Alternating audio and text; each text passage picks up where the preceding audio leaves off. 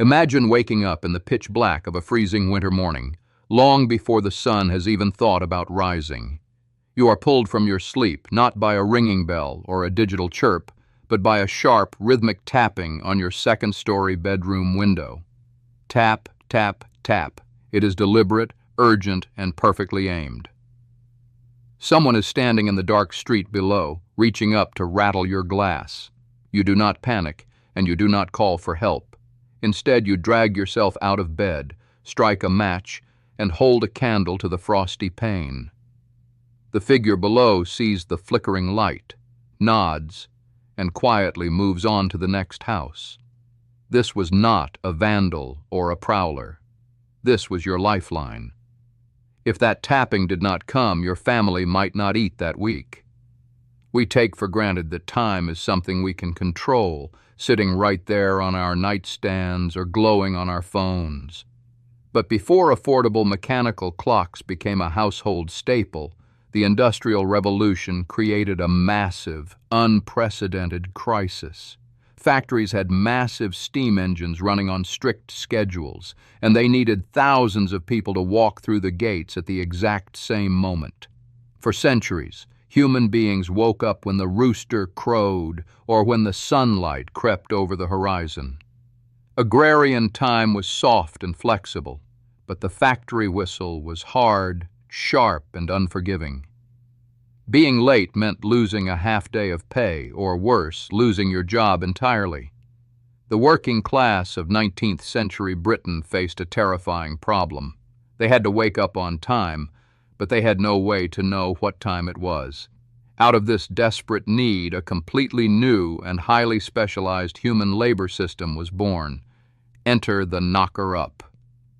It was a profession built entirely on the fragile bridge between the old world of natural sleep and the new world of the factory clock. These men and women were the living, breathing alarm clocks of the industrial age, walking the cobblestone streets while the rest of the city slept. The tools of the trade were brilliantly simple, yet highly adapted to the environment. The most iconic instrument was a long, modified stick. Knocker-ups carried immense bamboo poles, sometimes reaching up to 20 feet in length. They would attach a wire or a heavy piece of metal to the very tip. This allowed them to reach the upper windows of crowded tenement buildings without ever stepping foot inside. But bamboo was not the only method. Some knocker-ups preferred a more ballistic approach. They carried small, hollow tubes and a pocket full of dried peas. Standing on the pavement, they would use these makeshift pea shooters to fire a rapid volley of legumes against the glass. It produced a sharp, startling crack that was loud enough to wake the sleeper in that specific room, but quiet enough to leave the neighbors undisturbed. That precision was absolutely vital. In the tightly packed row houses of Manchester or London, a loud bell or a shouting voice would wake the entire street. Some workers were on the morning shift, while others might have just fallen asleep after working through the night. The knocker-up had to deliver a targeted strike.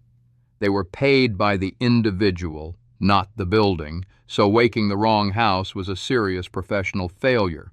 It was a deeply personal transaction. A worker would hire a knocker-up for a few pence a week, usually painting a small target or hanging a specific slate board outside their window to mark their subscription. The knocker-up would memorize their routes, knowing exactly which window needed tapping at 4:30 in the morning and which one needed a rattling at 5:15. They were the keepers of the neighborhood schedule. The sheer scale of this profession is staggering to think about today. Across industrial Britain, thousands of people were employed in this nocturnal trade. Entire factory towns relied on this human network to function. Without the knocker-up, the looms would sit idle, the coal would stay in the ground, and the great engines of the empire would grind to a halt. They were the unseen gears turning the larger machine. So who actually did this demanding job? It was often taken up by those who could not do the heavy lifting in the factories themselves. Elderly men and women were incredibly common in the trade. Sometimes local police officers would earn extra money on their night patrols by tapping on windows as they walked their beats. It provided a crucial income stream for the most vulnerable members of the community. But this raises an immediate, almost comical paradox. It is a question that has puzzled people since the profession first appeared. If the knocker-up was responsible for waking everyone else, who woke the knocker-up? It feels like a riddle from a children's book. How do you start the chain reaction of consciousness in a sleeping city? The answer reveals the hidden rhythms of the era. Many knocker-ups simply did not sleep at night. They were true night owls, staying awake through the dark hours and resting only after the sun came up and the factory gates closed. Others relied on the few people who did own expensive pocket watches, like a local baker starting the morning bread, to give them a nudge before they began their routes. This creates a fascinating image of the 19th century city. It was not a place that suddenly clicked on all at once. It was a cascading domino effect of human interaction.